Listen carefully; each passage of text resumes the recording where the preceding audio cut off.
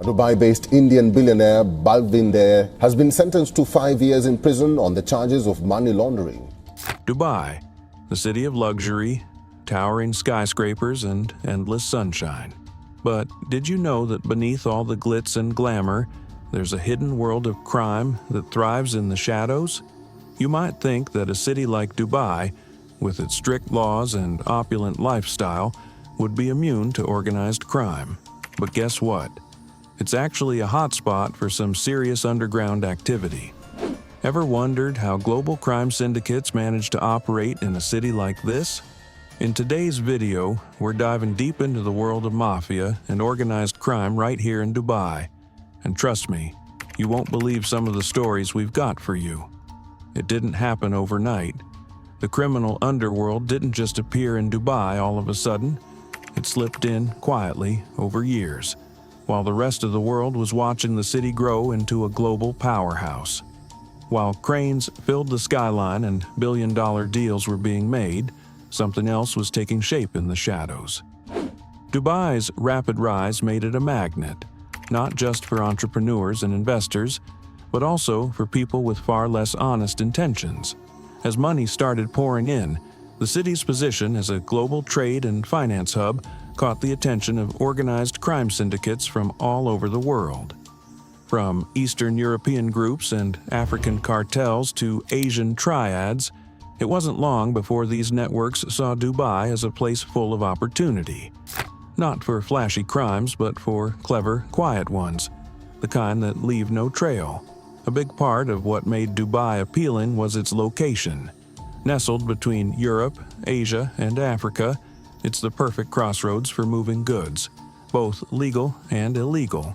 And with world-class ports and airports, things could come in and out fast, with minimal questions asked. Add to that the explosion of real estate and luxury markets, and you've got a city that made it surprisingly easy for criminal money to blend in. In the early 2000s, Dubai's financial and real estate sectors were growing so fast that they couldn't always keep up with regulation. For organized crime, that was a dream. You didn't need to carry bags of cash anymore. You could just wire money through a network of companies, hide it in property, or even disguise it as investment capital. And once the money was clean, no one would ask where it came from. That's when whispers of a so-called Dubai mafia started to surface. Not a single group, but a term used to describe the mix of different criminal syndicates quietly building a presence in the city. They weren't shooting up nightclubs or running the streets. They were sitting in boardrooms, buying up villas and hosting luxury parties. They didn't want attention. They wanted access. Authorities weren't asleep at the wheel, but they were juggling a lot. Dubai was expanding so fast that keeping track of every shady deal or suspicious character wasn't always possible. And to be fair, the lines were often blurred. Some of the people involved looked and acted just like legit businessmen. They dressed the part, they played the part, but underneath the surface, there were ties to drug trafficking, illegal arms trading, human smuggling, you name it. There's one more reason the crime groups liked Dubai. It looked safe, and that reputation gave them cover. Tourists felt secure. Investors were confident. Meanwhile, these networks were laying down roots, using the city not just as a playground but as a base for global operations. It's easy to see how things got complicated. Dubai was becoming one of the most important cities in the world, and with that status came attention. Good and bad.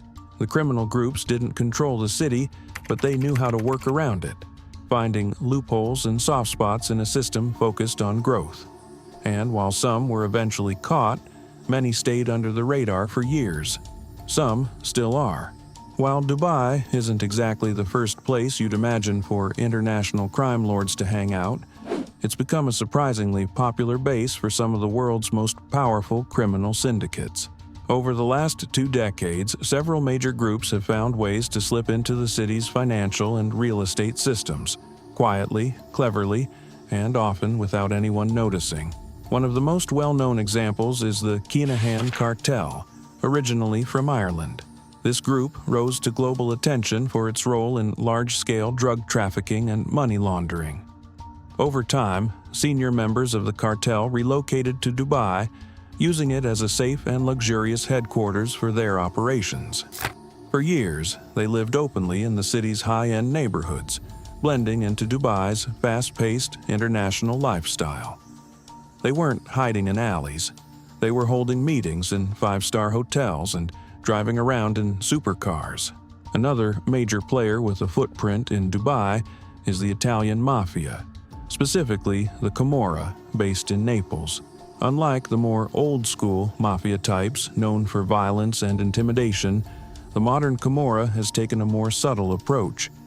They've used Dubai as a base for laundering money through property investments and business fronts. The city's booming real estate sector, along with limited financial transparency in the past, made it an ideal place to clean large sums of money with minimal suspicion.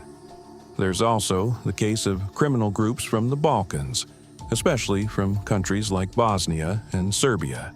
These syndicates are involved in everything from arms trafficking to the international cocaine trade. One high-profile figure from this region, known for organizing massive drug shipments, was arrested in Dubai in recent years, drawing attention to how deep some of these networks had embedded themselves in the city. But it doesn't stop there. Over time, Dubai has become a kind of neutral ground for criminals from all over: Afghanistan, Nigeria, Pakistan, India, Turkey, and Albania. Unlike other cities where gangs compete violently for territory, Dubai offers something different, a place where deals can be made quietly and securely. It's almost like a meeting point for various underworld figures to coordinate business on a global scale, without drawing too much attention. What made Dubai so attractive to these syndicates wasn't just the luxury or lifestyle, it was the combination of strategic location, global connectivity, and, until recently, a financial system that had room for loopholes. For a long time, buying property in cash or setting up shell companies didn't raise too many eyebrows. And without extradition treaties with certain countries, some criminals felt they could operate with a layer of protection. That said, the authorities haven't been completely unaware. In the last few years, Dubai and the UAE government have tightened financial laws, signed new extradition agreements, and started cracking down on suspicious activity. Several high-profile arrests have shown that the city is no longer a guaranteed safe haven for fugitives and international crime bosses. But it's a game of cat and mouse, and these syndicates are always looking for new ways to stay one step ahead. What's especially interesting is how smoothly many of these groups managed to blend in. They didn't stand out. They wore suits, bought luxury apartments, invested in legit businesses, and beneath all that, ran illegal empires. It's a side of Dubai that very few people ever see, but it's been there all along, quietly shaping part of the city's underground economy. Dubai's skyline is a symbol of wealth: shiny towers, luxury apartments, and hotels that seem too expensive to be real. But for years, some of that glamour has been hiding something darker. Criminal syndicates didn't just come to Dubai to lie low, they came to clean their dirty money. And the way they did it? Through some of the same luxury markets that made the city famous. Money laundering isn't always complicated. The goal is simple: take cash made from illegal activities, drug deals, fraud, weapons trading, and make it look like it came from a legit source. In Dubai, that process became a lot easier thanks to two things: the booming real estate market and loose financial controls in the early 2000s. Here's how it worked. A criminal network would set up a company, maybe even several. These businesses looked completely normal on paper. They might sell electronics, import cars, or offer consulting services. Once the front was set up, they could funnel illegal money through it, blending it in with fake business revenue. Then they'd use that money to buy property: penthouses, villas, commercial space. Properties that cost millions, all paid for in ways that weren't always questioned. At one point, buying property in Dubai didn't require much paperwork. People could pay large amounts in cash, often using offshore accounts or shell companies that made it hard to trace where the money really came from. And since Dubai's real estate market was growing so quickly, no one was asking too many questions, especially if the buyer had the cash up front. Some of the world's most wanted figures were doing exactly this. They weren't hiding out in remote islands. They were investing in luxury buildings, sometimes owning multiple units in the same tower. In many cases, the properties were left empty. They weren't homes. They were bank accounts with windows. It wasn't just real estate either. High-end cars, jewelry, yachts, and art were also used to move and hide money. If you've got 10 million euros in drug money, buying 5 Lamborghinis and reselling them through a dealer you control suddenly becomes a way to make it clean. These kinds of transactions are fast, flashy, and rarely draw suspicion in a city that's already used to extreme wealth. Banks and financial institutions in Dubai weren't always equipped to flag these transactions. In earlier years, anti-money laundering checks weren't as strong as in places like London or New York. That created a perfect storm for criminal groups: fast money, luxury assets, and not much oversight. Over time, it became clear that some areas of Dubai's economy had become major hotspots for financial crime. International pressure started mounting. Governments in Europe and beyond began demanding transparency. Investigations started linking Dubai properties to known criminals. And slowly, the UAE began rolling out stricter rules, forcing buyers to declare the real source of their funds, tightening bank checks, and improving cooperation with other countries. Still, the scale of laundering that happened during that earlier window is massive, and in many cases, irreversible. Some properties bought years ago are still sitting quietly, owned by people whose names might never be fully known. The trail of transactions, shell companies, and offshore accounts often leads nowhere, especially when lawyers and corporate agents are used to keeping ownership hidden. Dubai never intended to become a playground for criminal finance, but its rapid growth and hunger for foreign investment made it vulnerable. What was once seen as ambition and progress also gave rise to blind spots in the system, and criminal groups knew exactly how to exploit them.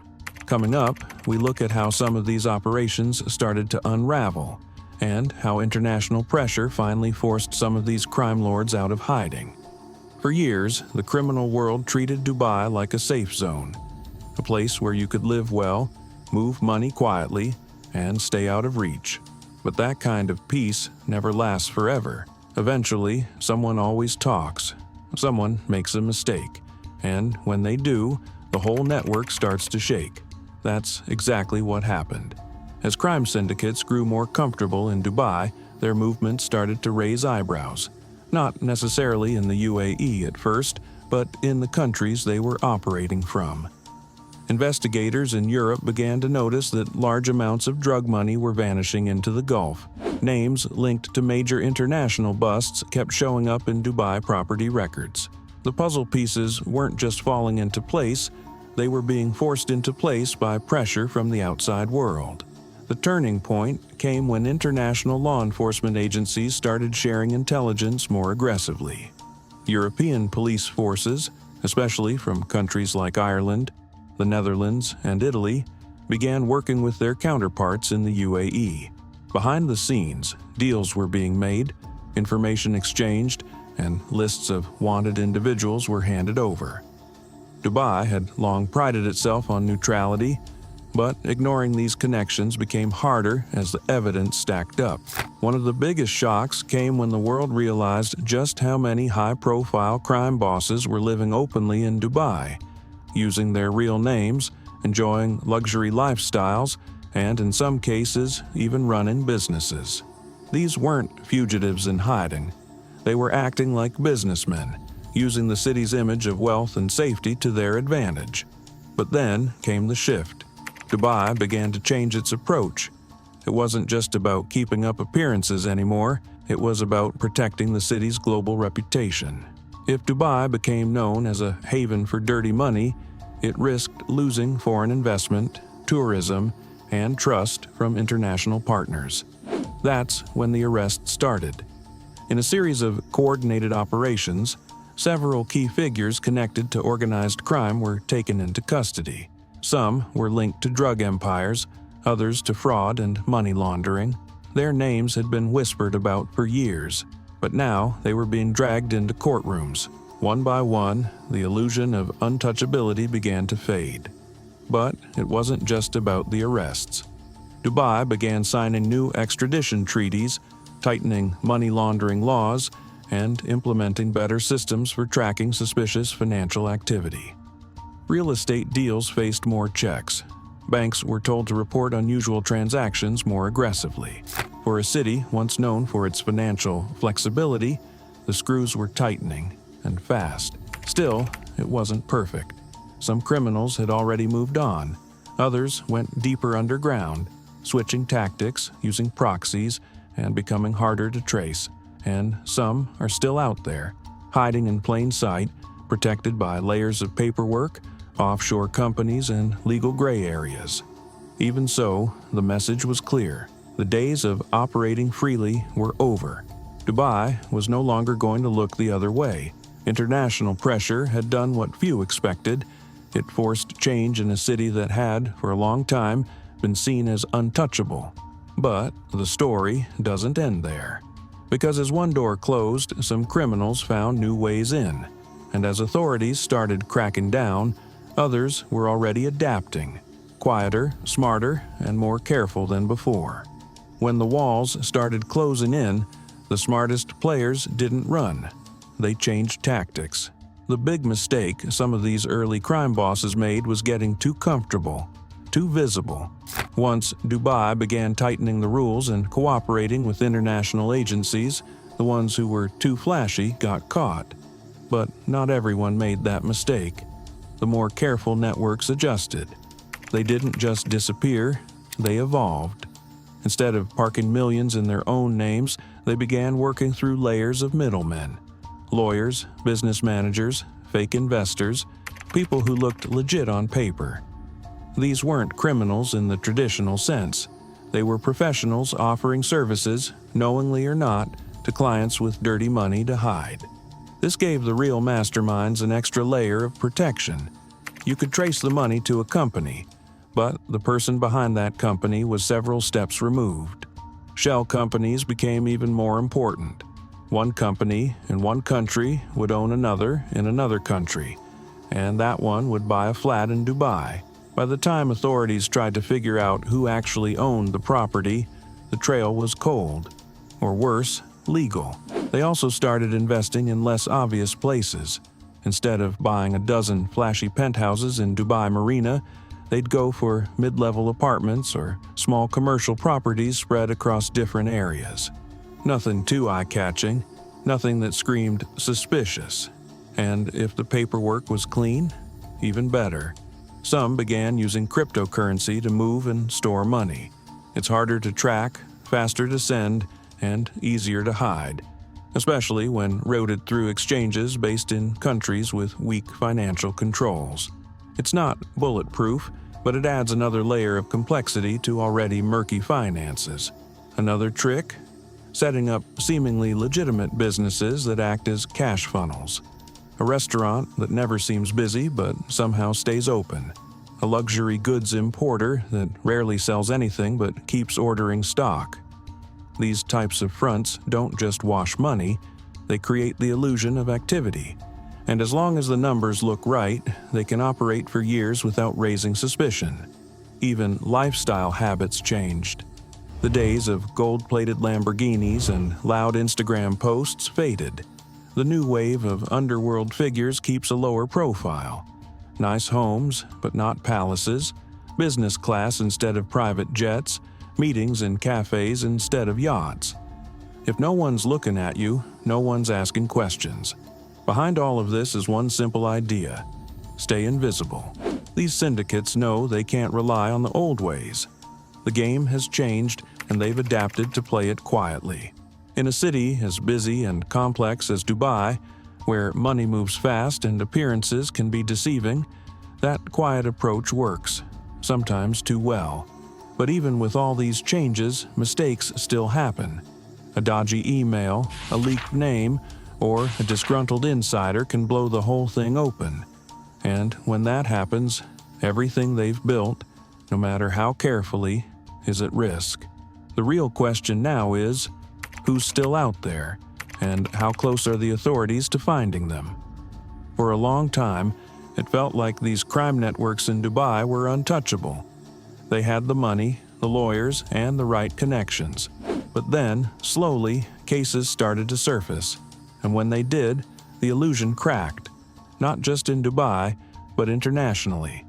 These weren't just small-time crooks. These were billion-dollar empires hiding in plain sight.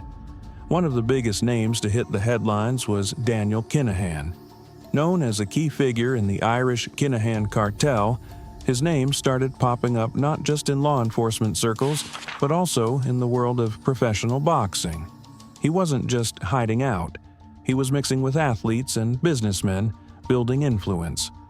For years, Daniel lived openly in Dubai, despite being wanted in connection with major drug trafficking and organized crime activities. He became a symbol of how someone could run a global operation from a luxury flat while still appearing on magazine covers and at sports events. But things changed when the U.S. government slapped sanctions on him, his family, and several associates. The move froze assets, blocked international transactions, and sent a clear message: there's nowhere left to hide. UAE authorities, under international pressure, also began moving more decisively. Suddenly, Dubai wasn't such a comfortable base anymore. These arrests weren't just symbolic. They sent shockwaves through the criminal underworld. Word got out that Dubai wasn't as safe as it used to be. Meetings stopped. Phones went dark. Properties were quickly sold off or transferred. For a time, the atmosphere among these hidden networks shifted from confidence to paranoia. And the UAE government? They used these cases to show they were serious. New laws were announced. Financial institutions faced tighter regulations. Real estate deals had to be reported and verified more thoroughly. It wasn't just about reacting. It was about restoring trust with the international community. Still, even as some big names were taken down, many others remain. Some slipped away before they could be caught. Others are still under investigation, their ties to shell companies and overseas accounts keeping them protected for now. But the system is more alert than it used to be. It's watching more closely, digging deeper. What these cases proved is that you can only stay hidden for so long. No matter how good the cover story is, no matter how polished the front, it only takes one mistake, one deal too many, or one agency watching a little too closely. The fallout from these arrests has changed the landscape, not just in Dubai, but for global crime as a whole. And it's made one thing clear: the fight isn't over yet. Dubai has always been a city of extremes: extreme wealth, extreme ambition, and extreme speed. But those same qualities that helped it grow into a global business hub also created cracks that international crime syndicates were quick to exploit. Over the last decade, the city has found itself stuck between two identities: a shining global success story and a quiet meeting point for the underworld. The good news is, things are changing. Since the spotlight turned on, Dubai has taken clear steps to tighten its systems. It's no longer as easy to slip large sums of money into property deals without questions. The government has introduced stronger anti-money laundering rules and better oversight on who's buying what and with which money. Banks have to report suspicious activity. And there's a growing focus on transparency and international cooperation, especially with Western nations pushing harder on financial crime. It's a work in progress, but it's moving in the right direction. That said, criminal networks don't just disappear, they adapt. As Dubai becomes more cautious, some syndicates are already shifting their operations to newer, less monitored cities. Others are still operating quietly, using different faces, new tactics, and better legal cover. The cycle doesn't break easily. Crime is like water. It finds the cracks wherever they are. But what's different now is the awareness. Dubai isn't pretending anymore that this isn't happening. International pressure has changed the game. So has the city's own ambition. If Dubai wants to keep its status as a financial powerhouse, it knows it can't afford to be seen as a safe haven for fugitives and dirty money. At the heart of all this is a bigger question. Can a city built on rapid growth also build a system that protects itself from being exploited? The answer isn't simple, but what we're seeing now is a shift from silence to action, from looking away to looking closer. Dubai's not alone in this fight. Many global cities have had their turn in the shadows. London, Miami, Hong Kong, even Vancouver. What matters is how they respond when the lights come on. And Dubai, to its credit, is trying. In the end, this isn't just a story about criminals and money. It's about what happens when ambition outpaces regulation, when luxury masks danger, and when a city decides it no longer wants to be part of someone else's escape plan. Whether Dubai can fully break free from its past is yet to be seen. But one thing's clear. The days of hiding in plain sight are over.